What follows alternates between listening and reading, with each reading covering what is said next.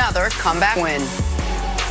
Obviously, I've had a good start to my career. I mean, I've been blessed to be in a great organization with a lot of great players around me, making my job a lot easier. But I know it's going to take a long time of consistency if I want to be where I want to be at in the end. And I'm lucky enough that I just have a lot of great people around me that I have a chance to go out there every single year and compete.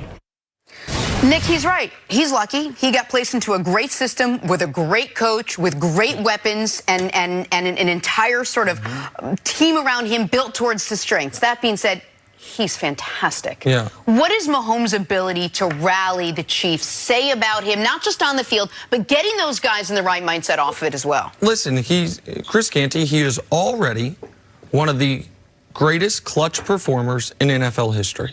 Already.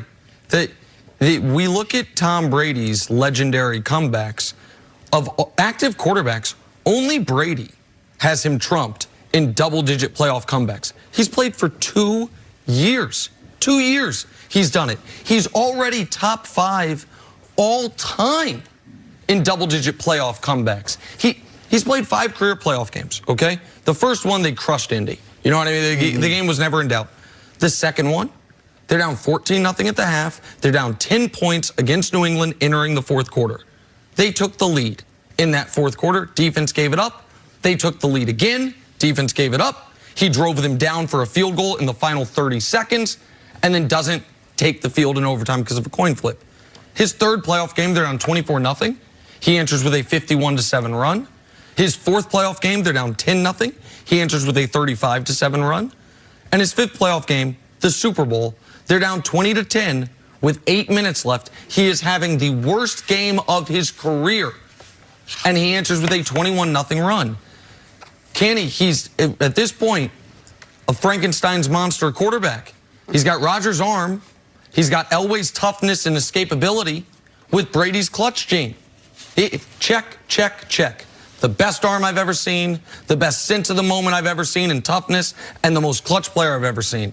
He's all 3 of those guys rolled into one. That's how you become a legend after 36 career games. Yeah, this performance that he had in the fourth quarter shows me that he's the best quarterback in the National Football League, and he's arguably the best player in the National Football League. I mean, to have 3 double-digit comeback victories in 3 consecutive postseasons, we've never seen, 3 consecutive postseason games, we've never seen that before in the NFL. So the fact that he's capable of being able to do that, I think that speaks to his competitive greatness. John Wooden, in my opinion, the greatest coach that's ever lived, had that pyramid of success, and at the top of it was competitive greatness, being at your best when your best was required.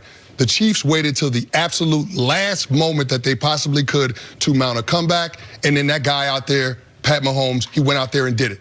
And his teammates believe he could do it because they'd seen him do it before. Confidence comes from demonstrated performance. This guy has done it routinely. They've shown that they have the ability to put up big quarters. I mean, they've had 8 quarters this year where they've had 17 points or more. The next closest team is the Dallas Cowboys with 5. Wow. And in 2 of those instances came in the playoffs. So, I mean, that just shows how good Pat Mahomes is and how explosive this offense can be, and which is why Nick and I felt really good about the Kansas City Chiefs coming into this season, because their offense gave them multiple pathways to be able to win, but it all starts and ends with Pat Mahomes playing great, and he played great yesterday in the fourth quarter. Nick, he's 24 years old. He doesn't turn 25 till September.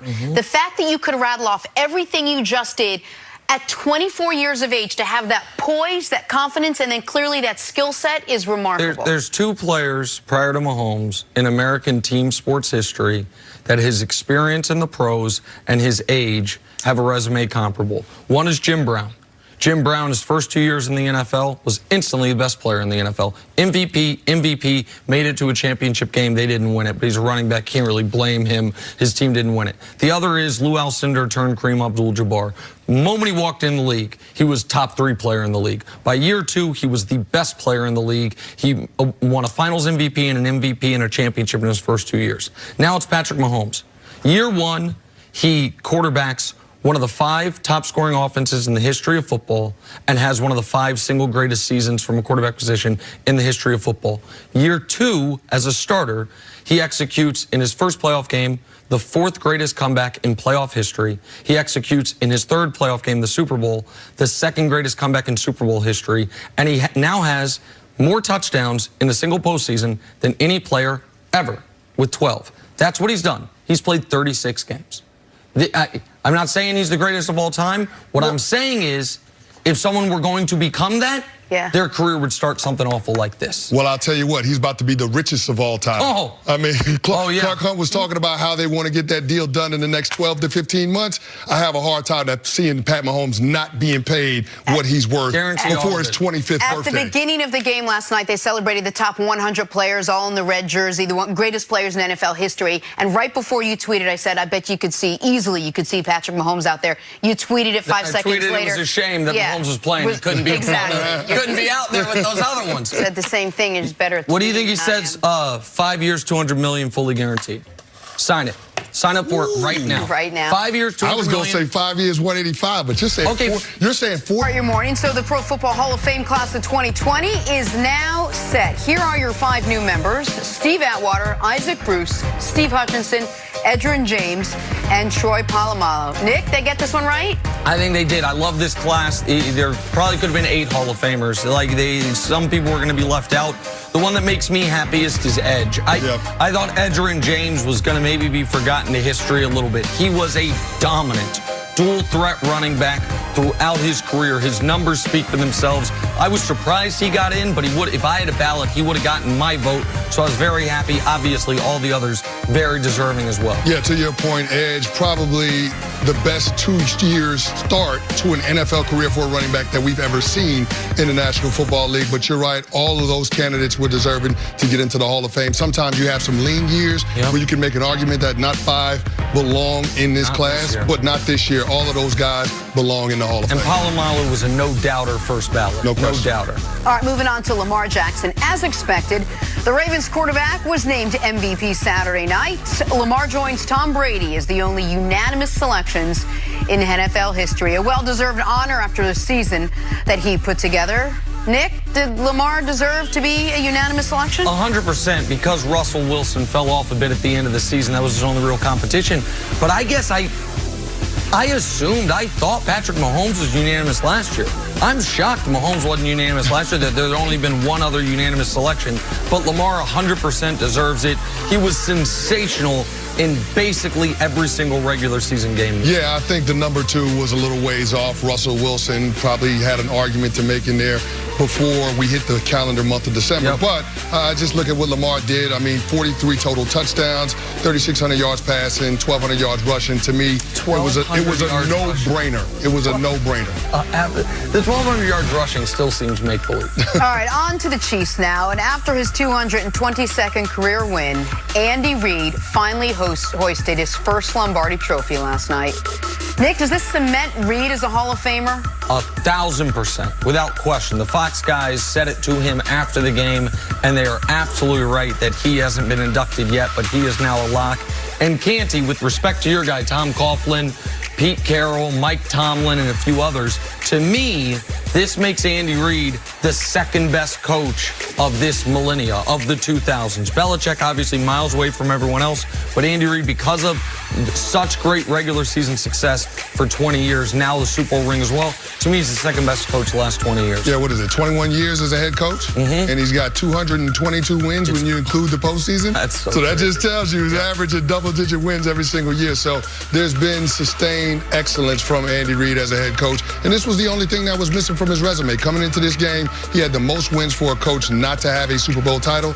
I'm glad he got a chance to be able to hold up the Lombardi, because nobody deserved it more than Andy Reid. Yep.